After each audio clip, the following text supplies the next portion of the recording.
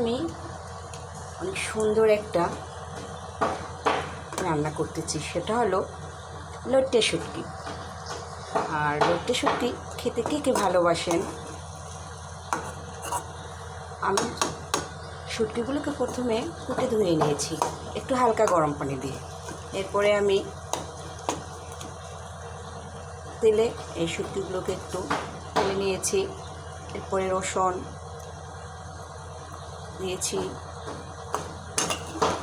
আর দিয়েছি সামান্য হলুদ আর লাল মরিচ দিয়েছি। এখন আমার তেলে এভাবে ভেজে নিয়েছি, কারণ আপনি তেলের উপরে যদি ভাজেন তাহলে শুটকির ঘ্রাণটা চলে যায় আর খেতেও খুব ভালো লাগে। আর এদিকে আমি ধনিয়া পাতা কেটে রেখেছি আর কাঁচা ঝাল। এখন আমার শুটকিটা এই যে হয়ে গেছে তেলের উপরে, এই যে, আর আমার রসুনটাও প্রায় গলে গেছে। এই যে দেখেন, ওই রসুনটা একটু আস্তে আস্তে থাকলে ভালো লাগে। আমার রসুনটা গলে গেছে, একটু কুচানো ছিল ফ্রিজে অনেক দিন ধরে।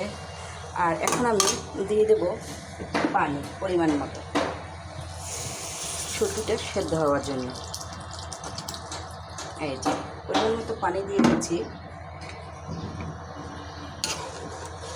এই পানিটা দিয়ে আমার শুটকিটা সেদ্ধ হয়ে যাবে আর রসুনটাও গলে যাবে। আর যখন হয়ে যাবে একদম ভুনো ভুনো হয়ে যাবে, তেলটা বের হয়ে যাবে শুটকিটা কষানোর পরে, এই পানিটা শুকিয়ে তেলটা বের হয়ে যাবে, তখন আমি দিয়ে দেবো ধনিয়া পাতা আর কাঁচামরিচ অল্প একটু। আর কাঁচামরিচ দিলে সেন্টটা ভালো আসে, সেজন্য আমি কাঁচামরিচ দেবো। আর ধনিয়া পাতা কাঁচামরিচ ছাড়া শুটকি ভালো লাগে না। আর কাঁচামরিচের সেন্টটা শুটকির ভিতরে দিলে আসলেই অসাধারণ।